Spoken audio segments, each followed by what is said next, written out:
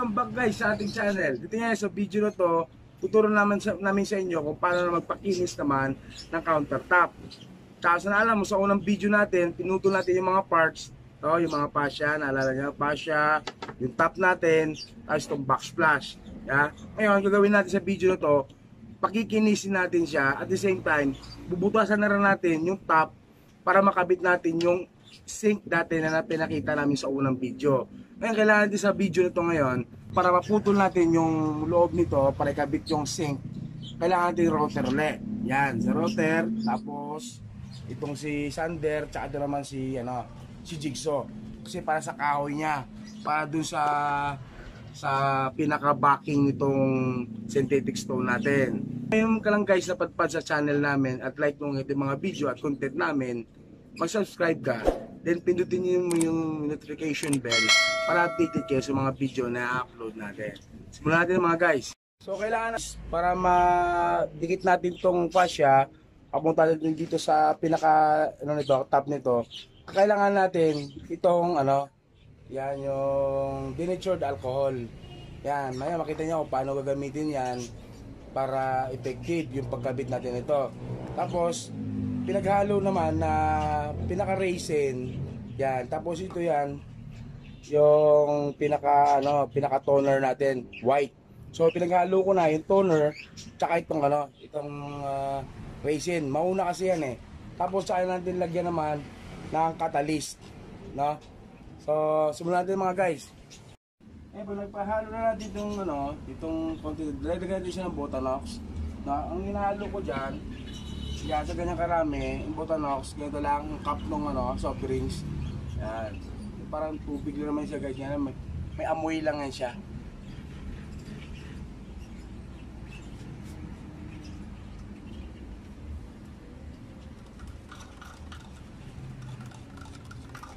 Yan, ihalo mo lang yan guys. Yan. Pag nahalo mo na yung tatlong component na yun na pinaghalo natin, babalik tayo din ng bap.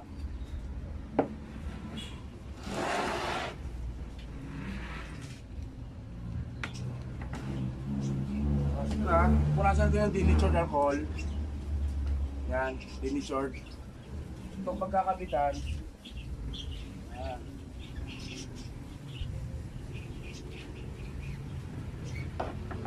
At ikakabit natin na pa siya.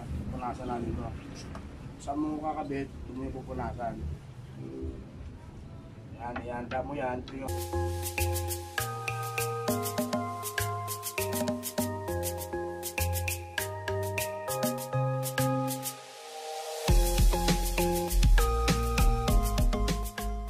Na lahat nalagyan yan.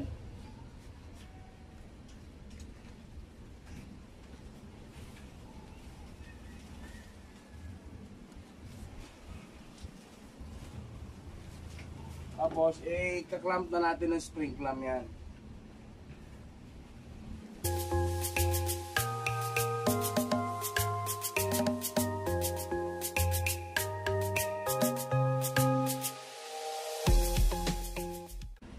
Papantay mo lang siya sa labas. Yan, para maayos yung para konti na lang yung liliyain mo sa harapan niya. So patuyuin natin ito mga guys. Yan guys, tuyo na siya. Lagyan natin yung mga clamp.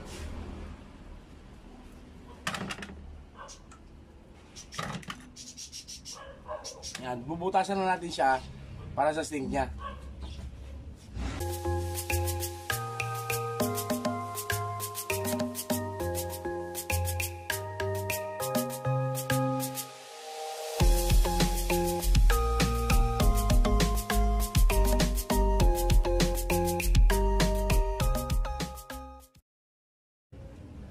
So, nakabit natin yung ball nose na natin guys na 50, So, 50 siya. Kasi 38 yung fascia natin. Tapos yung 12 na countertop. So, kabuuan natin ito na fascia na front natin na fascia na pinaka-nosing natin is 50. So, butasan natin yung mga guys. Yung sink, i-layout natin yan. Dito, kung saan mo gusto ilalagay yung sink, siya, li-layout mo siya doon. Anong position. So, kadalasan naman, nakatabi sa gilid para medyo may espasyo ka pa rito, di ba? O kung gusto ng kliyente man sa gitna, o nasa iyo pag-uusap nyo na yan.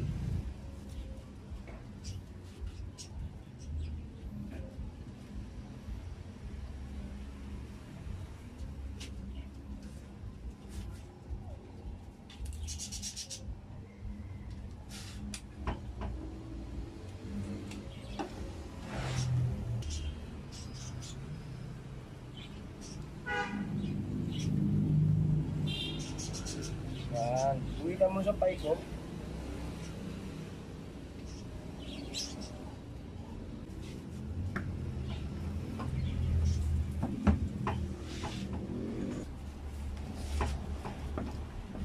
Pag namin kung liham mo na magaspang, ano siya yung 100? Yan, 100.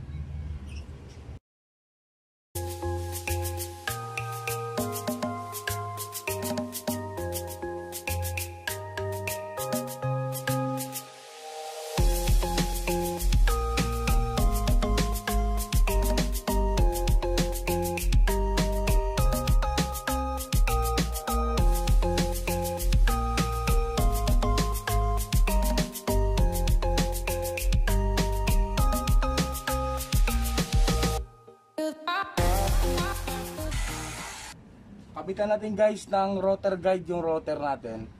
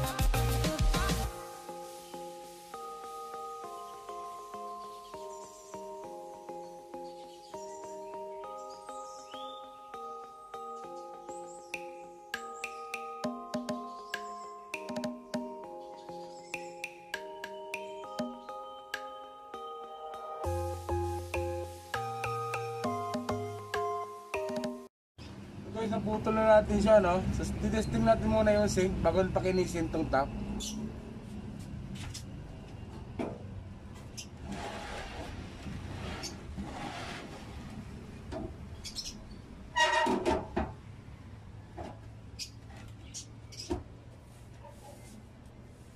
Yan.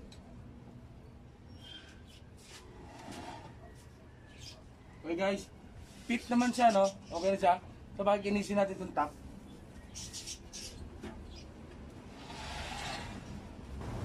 So unang liha na ikakabit nyo dito, pwede rin naman to, no? Pero mas maganda kung meron kayong ano, yung bilog, yung orbital sander, mas mahusay yun eh. Pero pwede din naman to kung wala tayo nun. Sa akin kasi ngayon, nasira yung orbital ko eh. Nasunog yung pinaka-granahe sa loob. Kaya ito lang muna gamitin ko. So, una muna, kakabitan natin. Kung meron tayo 80, kaya 100. Mas okay yun. Para matanggal muna yung pinakamagaspang o kaya mga malalalim na tama. Kasi di na iwasan sa router eh.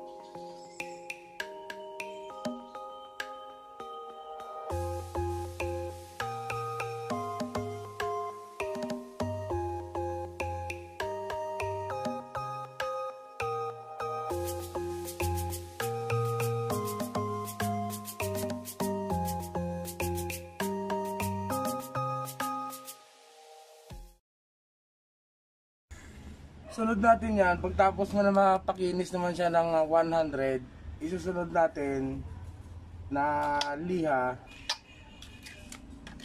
yung 120. Yan, 120.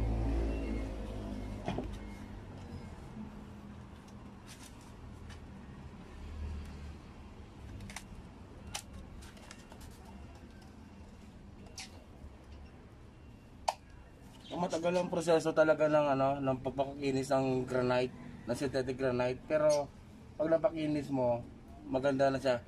Mamaya.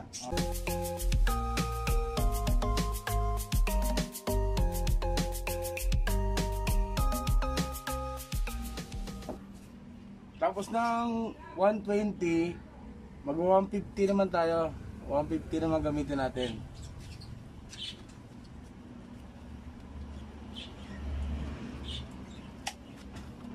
O dandahan tumataas, no? Tumataas siya. Para dandahan kasi sa kakapakadaan mo ng liha na hanggang sa maging 1-2 siya, makintab na siya noon. No?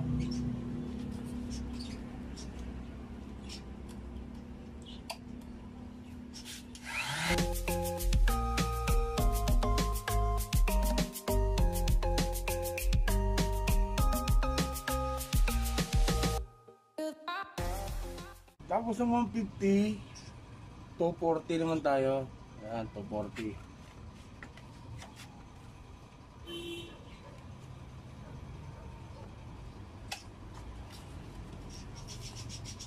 Ulit-ulit lang yung procedure ng pagliha. Ulit-ulit lang yan hanggang doon sa 1-2.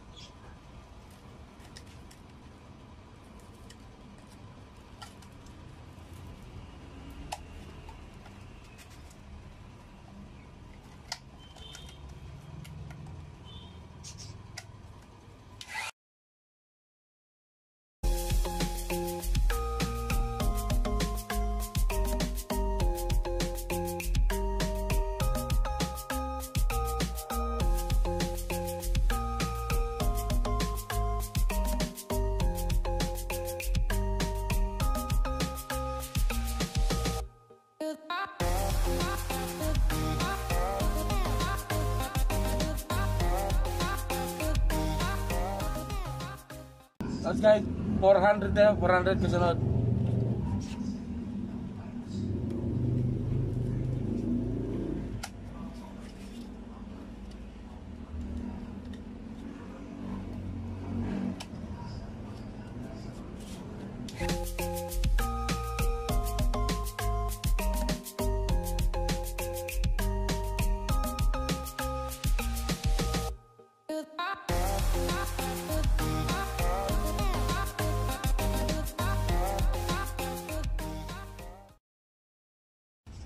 Yan guys, medyo dumudulas-dulas na siya.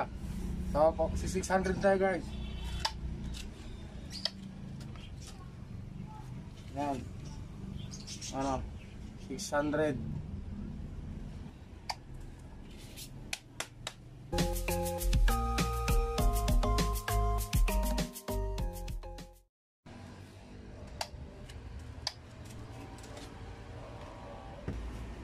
Isa pang 600 ulit guys. 600 pa rin ulit.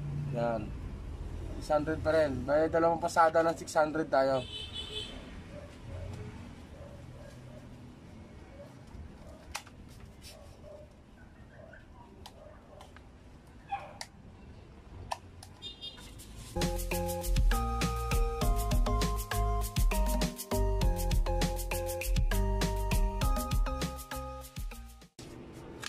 Guys, 800 tayo. 800 naman.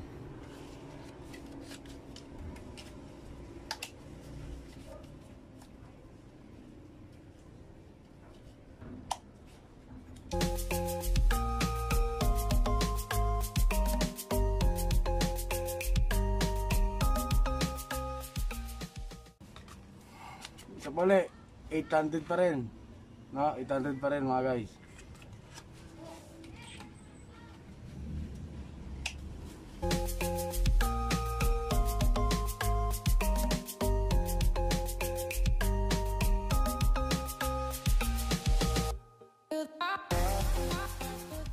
Lasa din guys, pinakalasang 1-2 na to.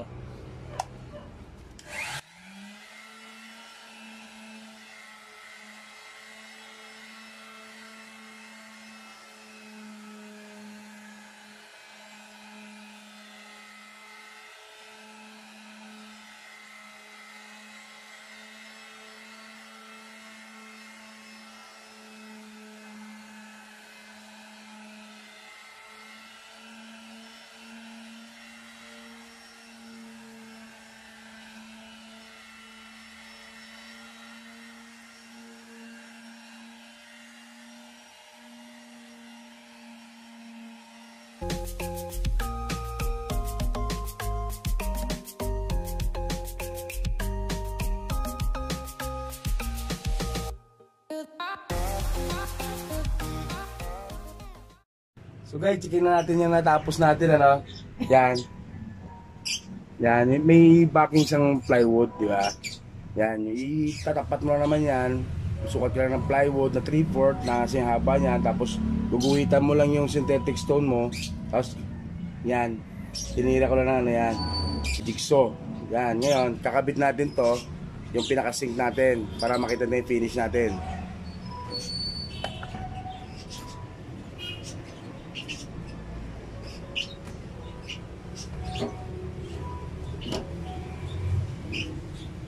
Yun.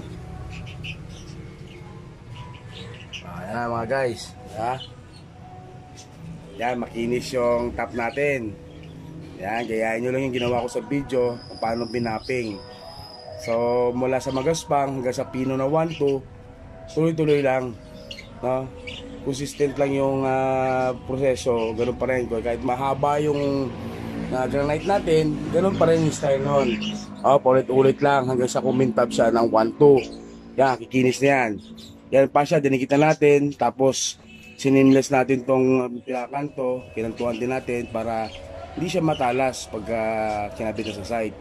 Yan, dyan na yung backsplash natin. Yan, sisilant na lang yan. Pati itong sink, sisilant na lang yan para matibay siya. No? Yan, makinis mga guys. Yan.